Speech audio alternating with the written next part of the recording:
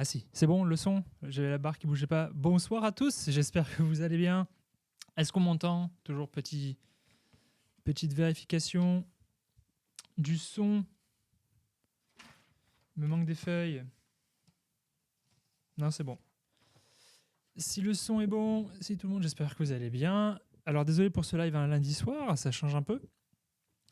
C'est juste que je n'ai pas pu le faire la semaine dernière parce que je n'étais tout simplement pas là en vacances. Du coup, tout est plus ou moins sorti la semaine dernière, jeudi 13 mars, mais il y a juste une chose qui n'est pas encore sortie, c'est la nouveauté du mois de mars, qui sort donc le 20 mars, qui est Dead Account, et j'en profite pour faire le thumbnail. Et voilà. Ah là là, j'ai pas mis dans l'ordre mes titres. Du coup, j'espère que tout le monde va bien. Les beaux jours arrivent. Il fait beau en ce moment, on en profite. Attendez, excusez-moi, je suis obligé de remettre en ordre un petit peu. Sinon, les news, est-ce que vous avez vu, il y a l'annonce, il l'avait déjà annoncé, mais on a eu un peu plus de news sur la nouveauté du jeu vidéo Pokémon. Je sais pas si il y en a certains parmi vous qui ont vu ça, qu'est-ce que vous en avez pensé? Est-ce que vous êtes hype ou pas pour le nouveau jeu Pokémon?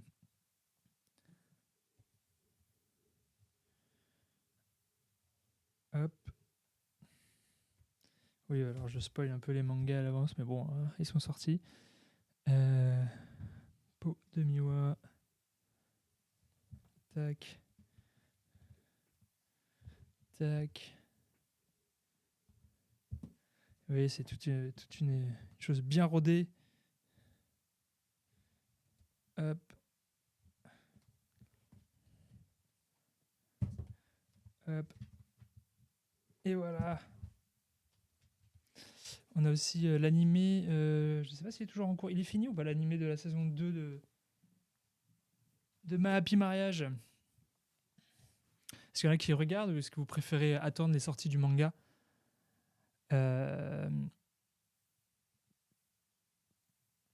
du coup, toujours en cours, c'est ça. Non, mais vous voyez, je ne fais partie de ceux qui ne lisent que le manga pour le coup. Et je crois qu'on a eu, comme dernière nouveauté qui est sortie, on a eu le trailer de la saison 3 de One Punch Man. Est-ce que ça vous a un peu hypé? Pour le coup, je débarque, hein, j'étais en vacances, du coup, j'ai vraiment coupé les ponts pendant une semaine. J'espère que cette saison 3 va envoyer du lourd en équivalence avec ce qui se passe dans le manga. Du coup, on va enchaîner. Ok, je vous présente. Alors, pour ceux qui. Et oui, il y a eu l'annonce de la saison 2 de l'anime Call of the Night. Effectivement, ça va être très très cool. C'est Lila qui sera contente de faire la VF pour la saison 2.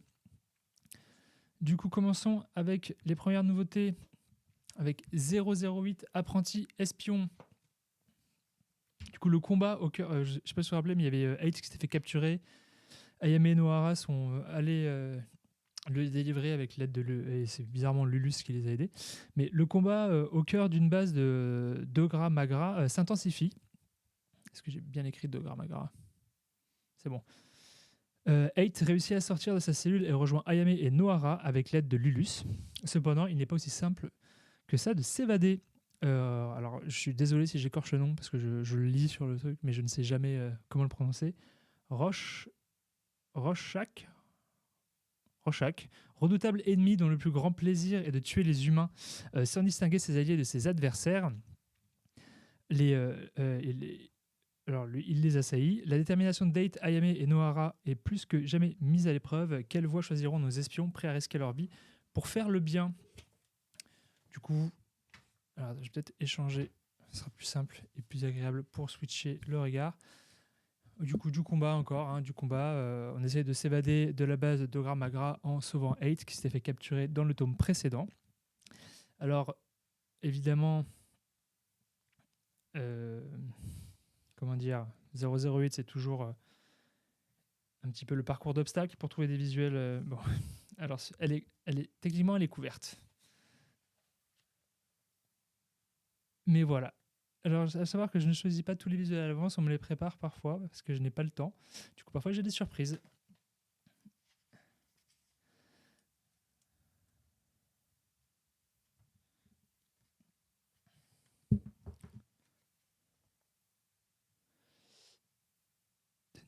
peu du passif d'AME.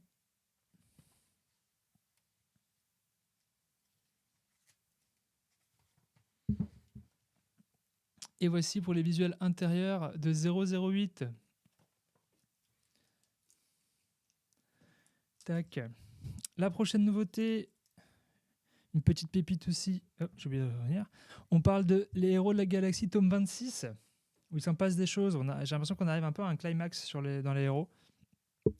Du coup, à l'annonce de la chute de la forteresse d'Iserlon, encore une fois, si j'écorche les noms, parce que en fait, dans ma tête, quand je lis, il passe comme ça. Mais maintenant, à chaque fois que je vais les présenter en live, c'est vrai que je suis jamais sûr de la prononciation.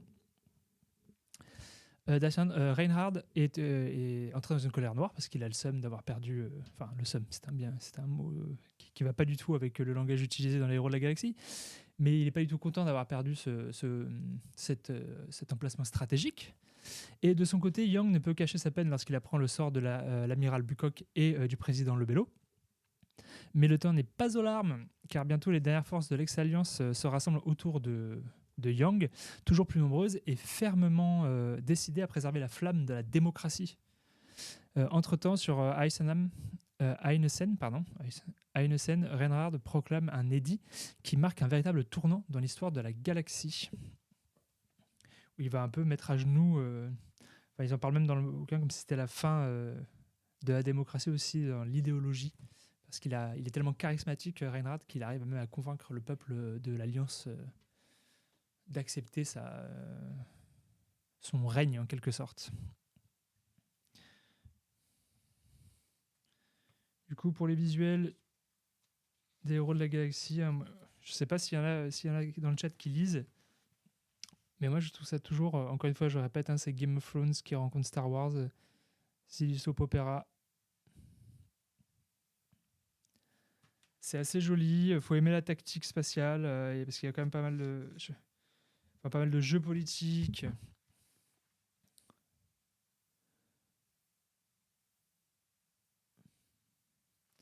Pas mal, il y a des combats spatiaux. Moi, je trouve ça très très sympa à lire.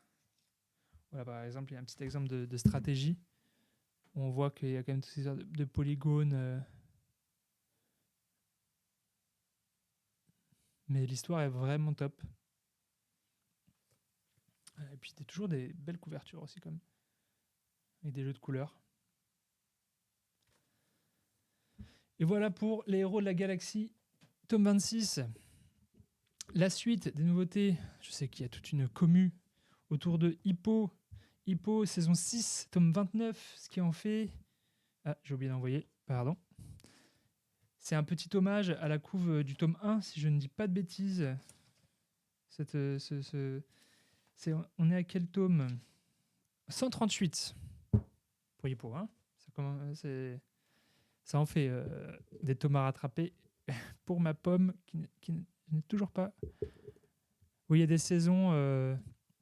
En fait, il y a 138 tomes, mais c'était Greg qui avait expliqué pourquoi c'était vendu en saison, parce que c'était plus facile à l'époque de vendre au niveau des libraires, de dire il y a une saison 1 de 30 tomes, une saison 2 de 30 tomes, plutôt que de dire directement il y a 90 tomes qui vous attendent. Du coup, c'est pour ça qu'à l'époque, ça avait été décliné de cette façon. Et du coup, en gros, à chaque fois, il y a environ une trentaine de tomes, je crois, par saison. Et un peu moins pour certaines, parce que sinon ça ferait plus de tomes. Mais là, on en est au centre. Ce tome-là, c'est le 138e. Du coup, pour Hippo, le combat pour la place du numéro 1 mondial oppose Wally à Ricardo Martinez. Ce dernier a repris le contrôle du match au 5e round. Miguel prodigue d'ultimes conseils à Wally avant la 6e et dernière reprise. Devant le spectacle de leur lutte sans merci, Hippo pense à tous les boxeurs de sa génération qui visent un titre mondial et commence à perdre son calme. Le choc des titans se termine enfin dans l'Arena Mexico. Qui va l'emporter, Alpha ou Omega ? Du coup, voici un peu pour le résumé de Hippo. Et on passe tout de suite au visuel parce que c'est ça qui vous intéresse. Ces magnifiques dessins sur Hippo. Le combat, le sang, la sueur. Paf ! On commence tout de suite avec un très beau double page.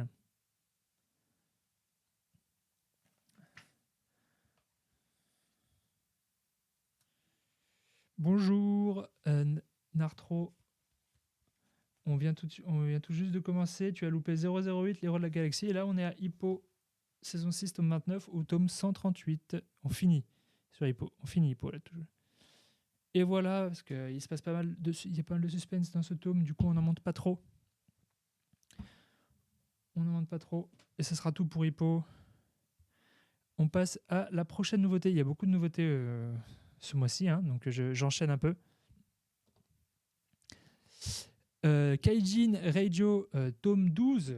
Suite, donc du coup, là, les choses aussi sérieuses commencent un peu dans ce tome-là. Enfin, il y avait eu une des membres de l'équipe de notre protagoniste qui a été grièvement blessée. Et dans ce tome-là, les élèves se mettent en route pour contrer les 5 détenteurs de reliques envoyés par Dracula.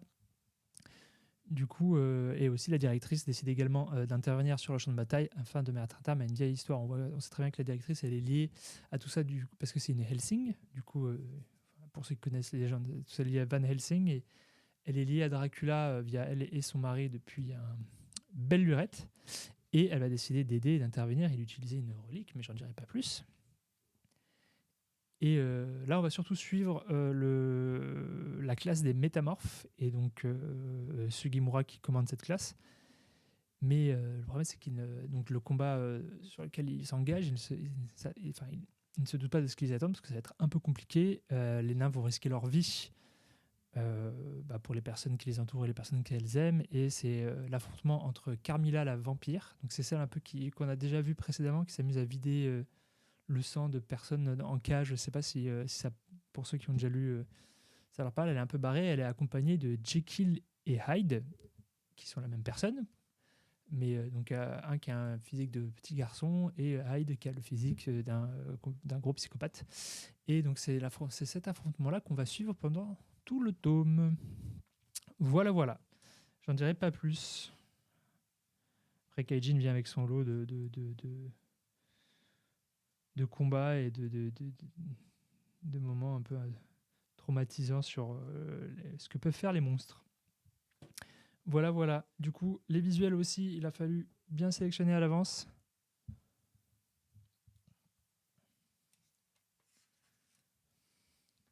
Kaijin Reggio, qui est fait par le dessinateur de Akame ga Kill, Raid Sword, si je ne dis pas de bêtises. Parce que je crois que Demon Slave, qui est aussi chez nous, c'est le scénariste. Et Kaijin Reggio, c'est le dessinateur qui bosse là-dessus.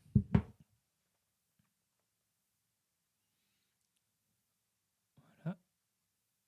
Ça, on va pas trop montrer parce que c'est un petit spoil, hein, que j'y pense. On apprend un peu plus sur le passé de la classe des métamorphes, notamment sur le trio principal de cette classe-là. Et voilà pour Kaijin Reggio, tome 12. Ensuite, un petit classique, je sais qu'il y a du public pour le prochain tome, le tome 26 de Moi quand je me réincarne en slime. Donc là, on reprend encore, là on est en plein, c'est le festival de la Fondation, donc on est au 2e jour du festival de la Fondation. L'événement vedette du jour, ça va être le combat, la demi-finale entre notre cher Gupta, le GOAT, comme on l'appelle ici, et le mystérieux Lion Mask. Je pense que tout le monde sait qui est en dessous du Lion Mask, personne n'est dupe, sauf Gupta. Mais du coup, qui l'emportera ? Mystère. Et surtout, qui affrontera du coup sur le prochain match ? J'ai oublié son nom, mais l'autre mec qui vient du Japon et qui tout réussit parce qu'il a le pouvoir de l'élu, Masayuki, et qui donc affrontera Masayuki en finale et qui aura l'honneur d'affronter du coup, de faire partie de la garde rapprochée de Limul. Pardon, pas d'affronter Limul, mais de faire partie de sa garde rapprochée. Ah, il y a un problème de son ?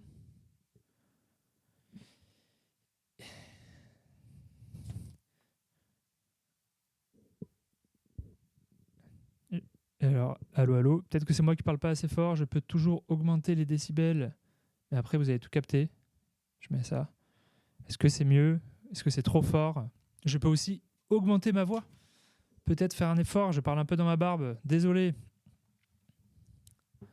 Du coup, donc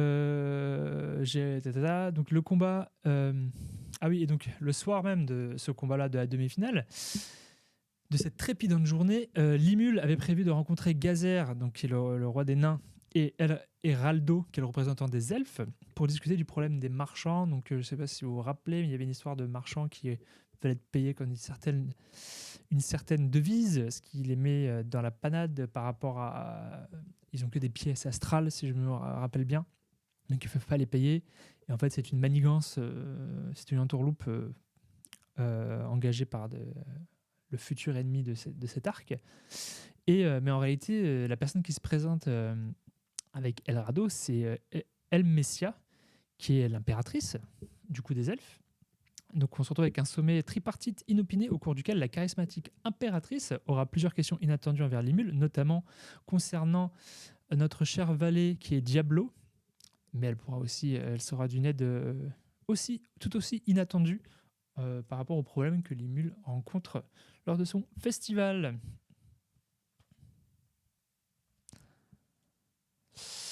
Est-ce on n'a pas encore rattrapé la dernière saison de l'animé, si je ne me trompe pas, Bobu Lou, tu ne te trompes pas, mais on y arrive. Là, il reste un tome ou deux, je pense.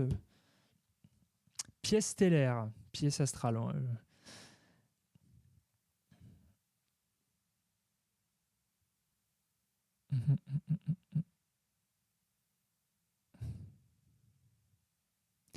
Masayuki participe au festival pour affronter les mules, pas pour faire partir des 4 grands. Oui, mais si je me trompe pas, ce combat-là, c'est pour nommer l'un des 4 grands, non? C'est pas après. Enfin bref.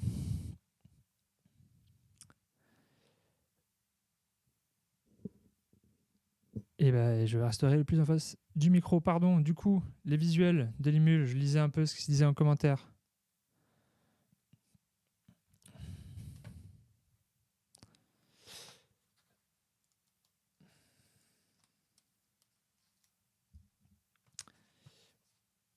Voilà, une petite action.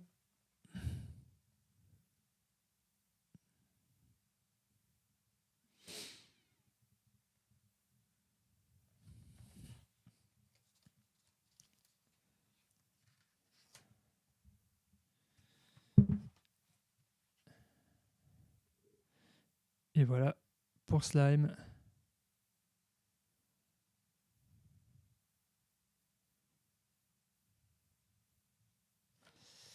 On transmettra au service concerné les demandes de collector. Je transmets toujours ce que je reçois dans les lives. Moi, je ne serais pas contre un collector aussi sur Slime. J'aime beaucoup cette série. Ensuite, l'autre nouveauté du mois, c'est Dans la peau de Miwa, tome 4. Miwa fait la rencontre du coup de la femme dont elle a usurpé l'identité. Étonnamment peu rancunière, celle-ci confie à Miwa une mission, offrir des biscuits à leur idole commune. Elle accepte sans savoir que la jeune femme a glissé un petit mot qui la conduira à se retrouver en tête-à-tête avec son idole pour parler cinéma. Un tome plein de tension où Miwa est mise en rude épreuve en face de son idole. Parviendra-t-elle à se rapprocher de celui qu'elle admire tant ou brisera-t-elle sa couverture? Et je peux même vous dire qu'elle fait la rencontre d'une autre personne très connue dans le monde du cinéma durant cet événement-là, et que ça va aussi la déstabiliser pas mal. Et c'est très très intéressant et très marrant. Hop là. Du coup, les visuels.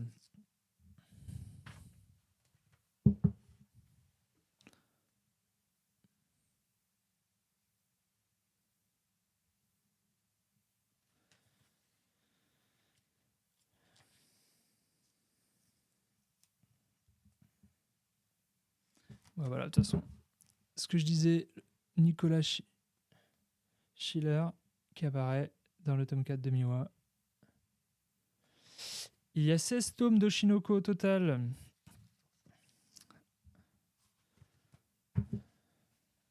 Enfin, il y aura 16 tomes, comme au Japon.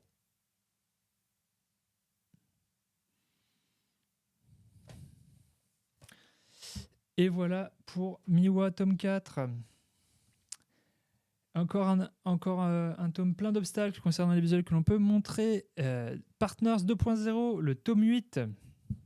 Donc, à l'occasion du retour au Japon de Seita, donc un de ses anciens camarades de groupe et amis proches, Murata, se retrouve à lui expliquer la différence entre Sex Friends et Amélie.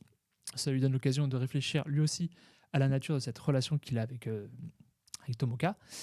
De son côté, Tomoka fait l'expérience inédite d'un désir sexuel bien plus exacerbé que d'ordinaire. Voici le 8e tome du coup des aventures de nos joyeux petits lurons et de leur quotidien tranquille entre deux partenaires libres.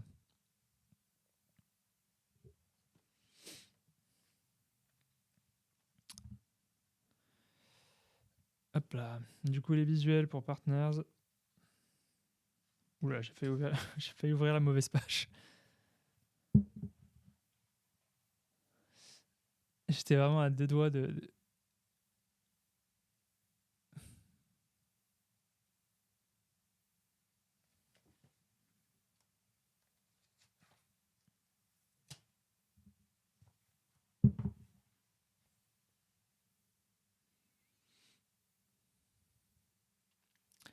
Si...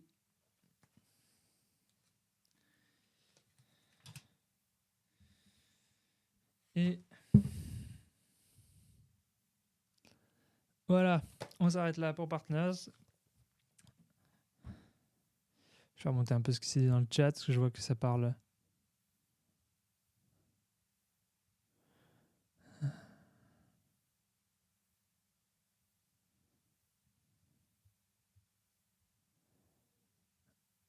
Voilà.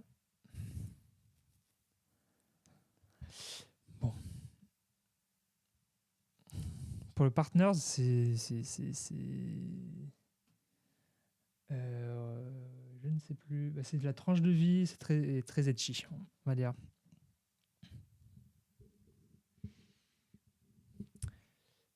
Du coup, le prochain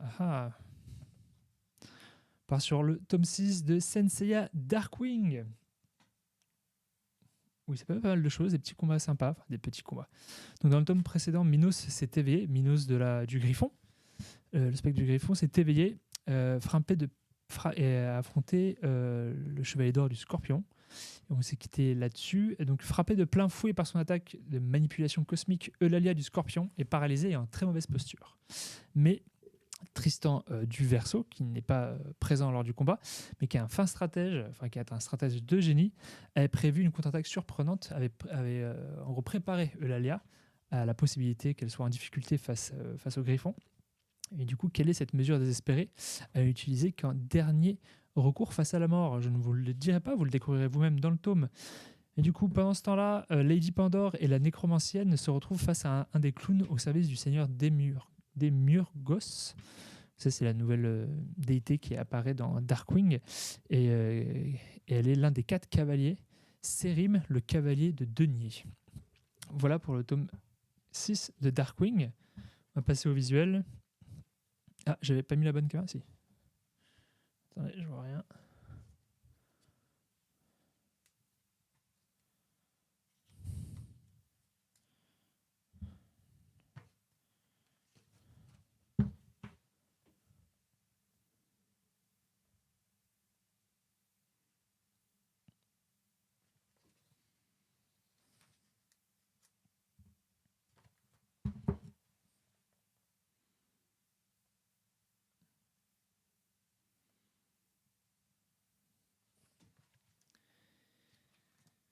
Et voilà, magnifique visuel pour la fin.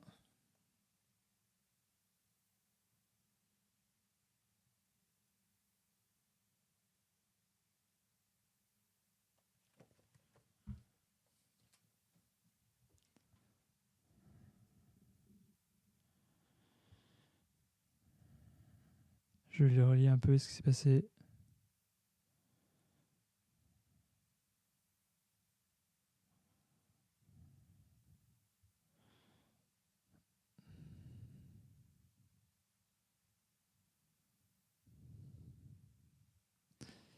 Qu'est-ce que c'est?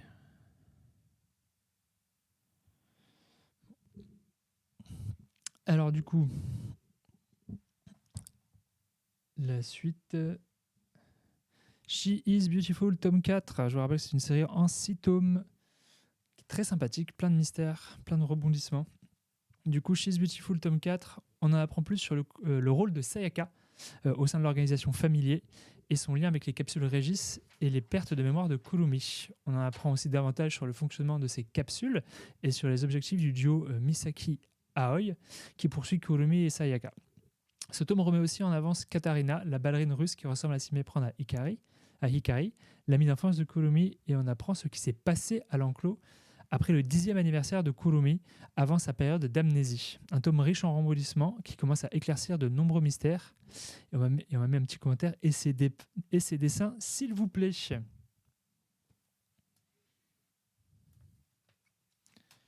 C'est vraiment une série qui a un super rythme, pour le coup. She's Beautiful, et il y a vraiment de très très beaux dessins.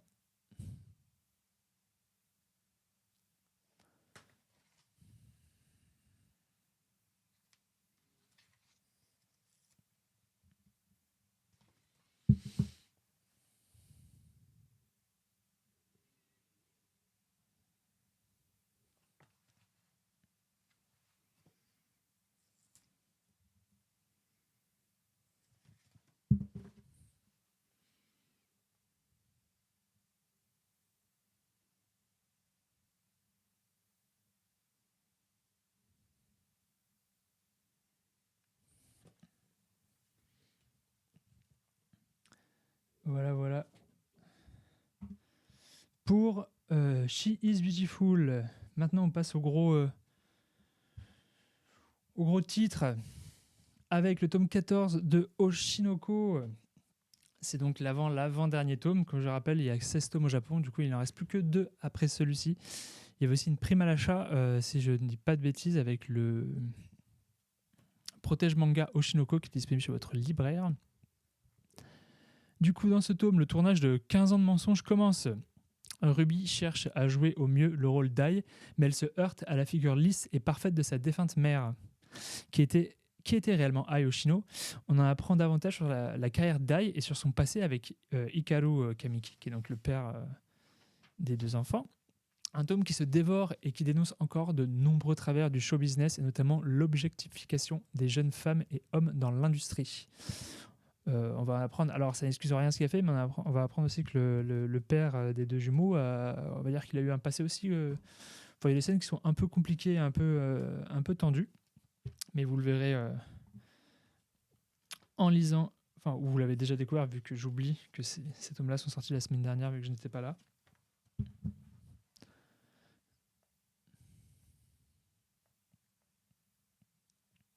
Voilà, si pour les visuels du tome.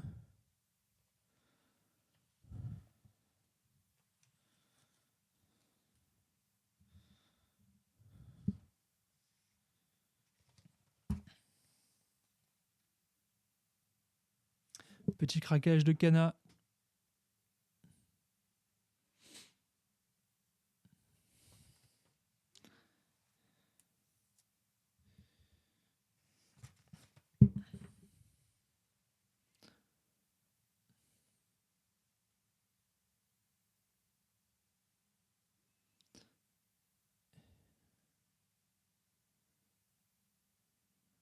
Hop là. Voilà, je vois qu'il y a déjà des... Ah, je viens de voir qui c'est. Qui m'a dit sur Akane, un Revan. Petit combat entre toi et moi. Moi, je resterai Team Kana. Et du coup, on passe à la suite, qui est le tome 14 de Spy Family, où on attaque un arc qui est très très intéressant, surtout avec un flashback de personnages qui est vraiment passionnant pour le coup. Donc dans ce tome, c'est la période d'examen pour Anya. Ses révisions d'Ostanien avec les voisins ont-elles porté leurs fruits? On suit également la famille Forger pour une virée au ski mouvementé, et Anya à sa fête de fin d'année à l'Académie d'Eden. C'est aussi l'occasion de revenir sur le passé de Henry Andersen et sur sa relation avec Martha, la gouvernante de Becky.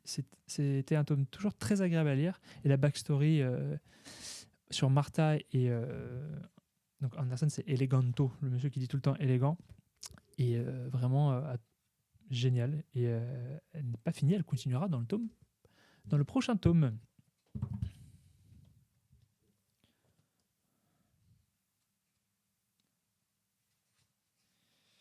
Du coup, voici les quelques visuels.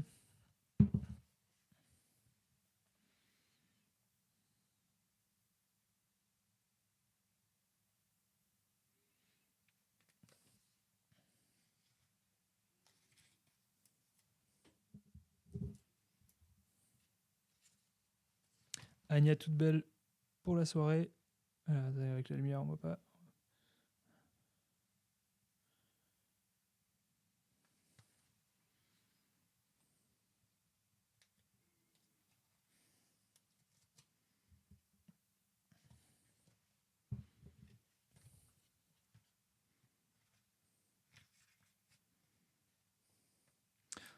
Ouais, faut que je retrouve le visuel de Bond. Je l'ai pas en tête là.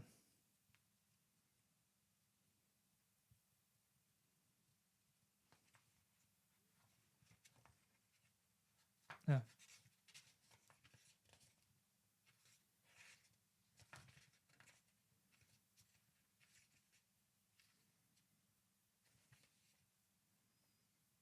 Malheureusement. Eh bien, je le retrouve pas, pardon. Ah, j'ai perdu mon... C'était là.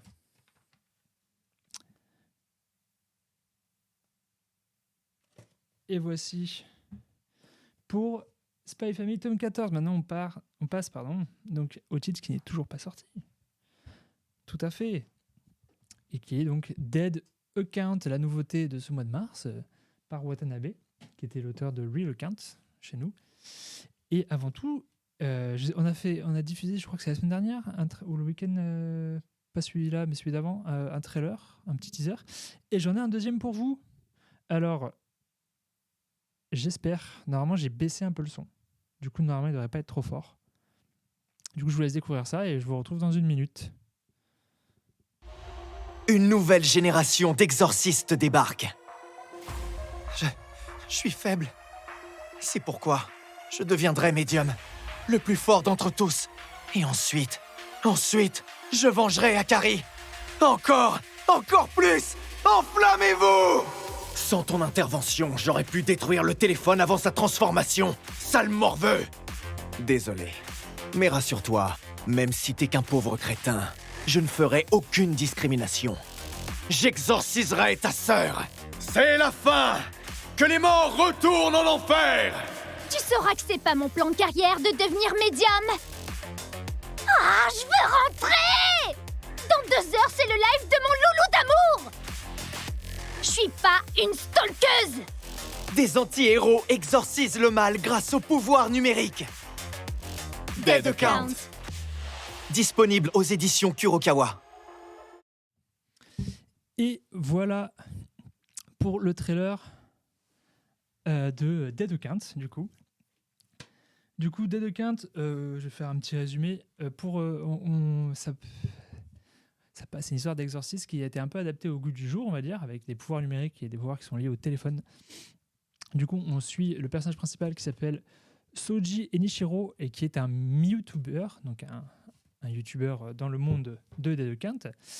Et il a 15 ans et il s'est déscolarisé et on va dire qu'il n'est pas très bon dans les matières scolaires, mais il est très bon à la bagarre. Du coup, il décide d'aller rejoindre, il fait des lives IRL où il va trouver, par exemple, là ça commence, voilà, il trouve un lutteur et mitubeur devant chez lui et il décide de lui péter la gueule. Voilà, il décide de le fracasser. Et tout ça pour faire des vues, et il est détesté, et plus il est testé, plus il fait des vues, et lui ça lui va, parce que plus il fait des vues, plus il fait de l'argent. Donc une personne fortement détestable, mais ce n'est pas tout à fait le cas, parce qu'en fait, lui il s'en fout d'être détesté, de faire du contenu qui choque, tant qu'il gagne de l'argent, ça lui va, et c'est pas pour une raison vénale, c'est parce que sa petite sœur Akari est hospitalisée d'une maladie grave à l'hôpital, et elle a besoin des meilleurs traitements, et ça coûte de l'argent, du coup lui, tant qu'il gagne de l'argent pour payer les factures d'hôpital, ça lui va, il continue. Et il a pas de. Et donc, du coup, il fait ça de façon à ce que ça paye. Mais un beau jour, on voit que le compte son nom de streamer, c'est Aoringo. Et un jour, le compte de Aoringo est fermé, on se demande pourquoi. Et là, on retrouve notre Soji chez lui, en train de discuter par téléphone avec sa petite sœur, parce qu'elle est devenue tellement malade qu'ils ne peuvent plus se voir et ils sont obligés de discuter par téléphone. Et ça fait 1 mois que c'est comme ça. Et un beau jour, il est chez lui et quelqu'un débarque avec une tenue un peu spéciale et sort un marteau et décide attaque Soji. Et Soji se rend vite compte qu'il n'essaye pas de le viser lui, mais son téléphone, ce qui le fait encore plus paniquer parce que c'est le dernier lien qu'il a avec sa sœur. Et le mec lui dit mais tu es stupide, ta sœur elle est morte il y a déjà 1 mois. Et on découvre qu'en fait il y avait les cendres de sa sœur et le portrait qui était foutu sous une couverture parce que lui il a été en déni total. Parce que quand sa sœur est morte, ça a été un tel choc qu'il a commencé à lui envoyer des messages sur son compte, sur son réseau, sur son compte sur les réseaux sociaux. Et un jour, il a une réponse. Et c'est de là d'où vient le nom des Dead Account. Donc, qu'est-ce qu'il arrive au compte de réseaux sociaux de vos personnes proches, une fois que ces personnes sont disparues ou sont décédées? Il faut prendre ça un peu du même point de vue. Je crois que c'est expliqué ici dans le manga par exemple, le mythe de la fille dans The Ring qui sort du puits. C'est tous ces objets qui étaient liés à des émotions très fortes qui ont pu créer des yokai. Maintenant, les gens sont très attachés à leur téléphone, à leurs réseaux sociaux. Et c'est de là d'où vient la création de ces yokai numériques qui naissent du ressentiment des personnes qui sont décédées et à qui appartenaient les différents comptes. Par exemple, Akari, c'est qu'elle était très attachée à son frère et du coup, elle ne voulait pas quitter ce monde. Et donc, c'est pour ça qu'elle se transforme en yokai une fois qu'elle est décédée. Et c'est là on va découvrir un peu la partie des pouvoirs numériques où les exorcistes, enfin, on les appelle des médiums, sortent donc certaines capacités de leur téléphone. La personne qui arrive chez Soji a le marteau de la justice. Et c'est généralement des références à Internet. Par exemple, c'est un peu le banhammer du modérateur. Il a des attaques, genre une attaque qui s'appelle lynchage public. Donc c'est que des références un peu Internet. Lui, il a une flamme bleue parce que c'est du fait d'enflammer la toile, où il s'enflamme. Il est toujours à dire enflammez-vous au début quand les gens s'énervent sur ses vidéos. Il a oui, enflammez-vous plus, parce que moi ça m'aide. Donc c'est toujours des références un peu à tout ça. Et voilà, un peu et donc c'est un mix, ça a tout pour marcher en termes de shonen, c'est très sympa. Les dessins sont très jolis. Je vais vous montrer ça de suite si je retrouve, voilà. Et on a des belles choses qui arrivent dessus, j'en parlerai juste après. Voici pour les dessins de Dead Account. J'espère que le trailer vous a un peu hypé. Et j'ai sauté le premier que je voulais vous montrer, le premier dessin.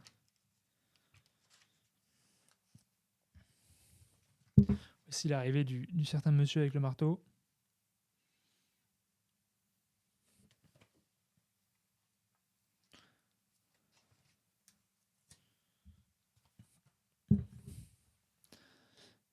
Et voilà. En tout cas, titre que je trouve très prometteur, très sympa à la lecture. Tous les ingrédients pour en faire un bon shonen. Du coup, passons. Et je crois qu'on a fini. Je crois qu'on a fini pour les nouveautés de Dead Account. Enfin, pour les nouveautés du mois, pardon. Et on va passer au Kuro Game, où il y a 5 mangas à gagner. Je rappelle les règles. Alors, attendez, excusez-moi, j'essaie de retrouver la question. Parce que je ne l'ai plus. Ah, voilà, c'est bon. Pour pouvoir participer, il suffit de suivre la chaîne Twitch Kurokura, juste follow, c'est gratuit, il n'y a pas de souci. Comme ça, vous pouvez répondre dans le chat. Je vais vous poser une question, il n'y a pas de mauvaise réponse. Juste répondez dans le chat et on sélectionnera.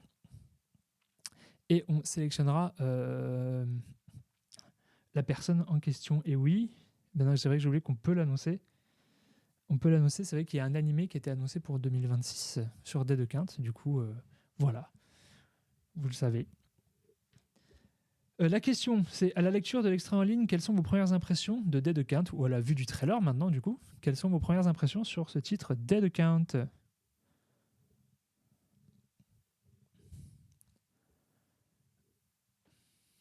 Voilà.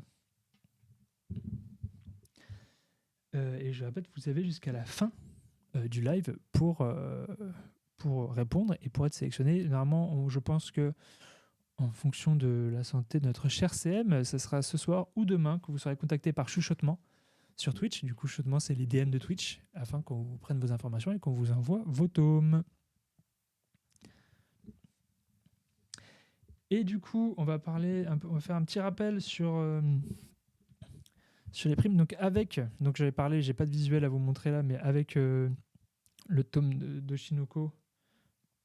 Enfin, il faut 2 tomes, je crois, pour Oshinoko. Il y a la pochette Oshinoko que vous pouvez obtenir chez votre libraire. Mais le 20 mars, à la sortie de Dés de Quinte, il y a un autre goodie. Il y a un goodie disponible pour Dés de Quinte. Il y a une lanière de téléphone. Attendez. Tac. Que vous voyez ici, mais je peux vous la montrer directement sur mon tel. Non, c'est pas ça que je voulais faire. Avec ça, voilà. Ce sera plus simple. Je sais pas si on voit. Il y a une lanière de téléphone. Avec le dé de quinte. Donc voilà, comme ça, pour ne pas perdre son tel, c'est toujours pratique. Et comme ça, elle est stylisée dé de quinte. Ça fait plaisir.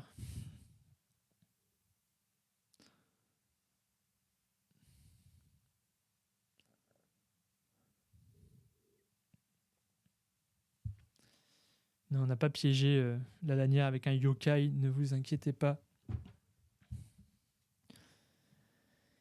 Et la deuxième annonce sur Dés de Quinte, c'est qu'il y a un gros jeu concours qui est prévu jeudi, commencera jeudi, qui sera prévu, donc on va renverra vers un site avec un formulaire, et auquel vous pourrez aussi accéder directement en librairie via QR code, où on vous fera gagner un téléphone, un iPhone 16 plus précisément, ainsi qu'une coque dédicacée et avec un dessin de l'auteur. Du coup, voilà, ce jeu concours commence jeudi. J'ai la coque avec moi. Tac. Oui. Elle n'a rien. Je vais la garder propre dans son emballage en plastique. Attendez, peut-être que je peux faire ça. J'ai peur qu'avec les reflets, vous ne la voyez pas. Si, ouais, bon. Attendez, je vais la sortir.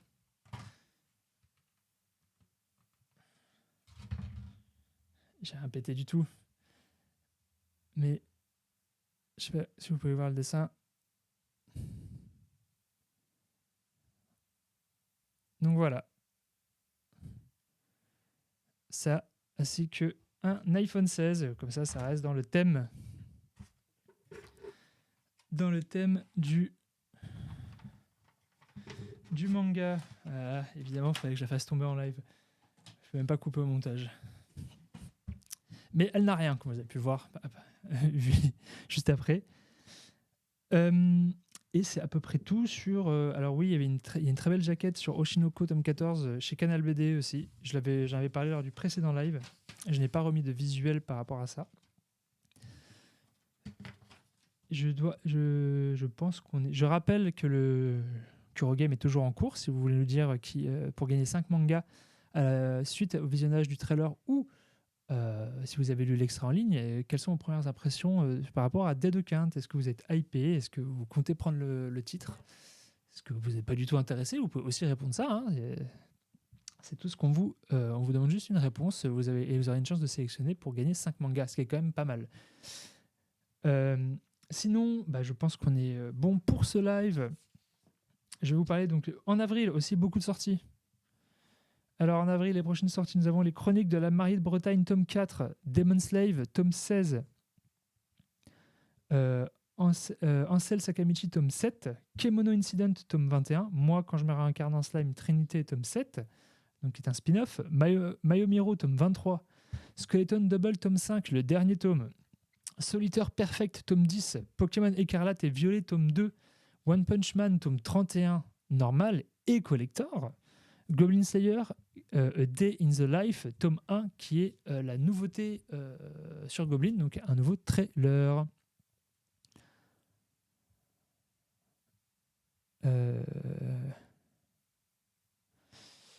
Donc voilà. Et je regarde un peu ce qui s'est dit. Et ben on a vu, ça comment sort le joueur Going Down pour le tome 8 du Trinité de Slime, mais le tome 7 n'est pas encore sorti, il sort le mois prochain.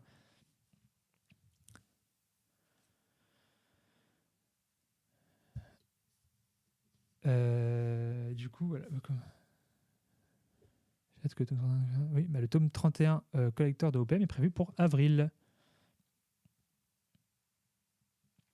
Pour le spin-off de Goblin, je ne sais pas, c'est toujours en cours. Et il y aura aussi Satan 666 disponible en numérique le mois prochain. Donc voilà, c'est à peu près toutes les annonces. Désolé, c'était un peu fouillis, j'ai l'impression, parce que je suis revenu aujourd'hui au travail, donc il y a eu pas mal de sujets à traiter. Et voilà, du coup, eh bien, je vous dis, normalement, il faut que je vois, mais je ne suis pas sûr qu'on aura un Cure Live thématique. Je n'ai pas d'annonce encore pour l'instant à faire là-dessus, mais peut-être qu'il y aura une surprise, mais on verra si on a le temps de s'organiser pour la fin du mois. Sinon, on se retrouve, je crois que c'est le 10 avril, le jour de l'office, du coup le jeudi 10 avril, pour le prochain live nouveauté, avec toutes les nouveautés que l'on vient de dénumérer. Voilà, portez-vous bien. J'espère, je vous souhaite plein de bonnes choses, plein de bonheur. Et je vous dis à très vite. Ciao, ciao.